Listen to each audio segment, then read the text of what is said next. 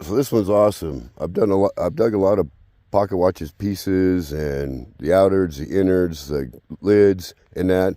This is one of the most complete ones I've found ever. Using Equinox 900. In the ground was about a scratchy 81. Above 85, 87. And check this one out. Look at that.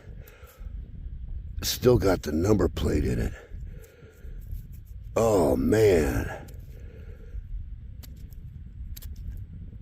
Oop, I don't know if I'm going to go any farther. I think the back's missing.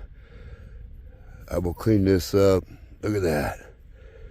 Look at that. That is beautiful. I'll take some pictures and clean this up.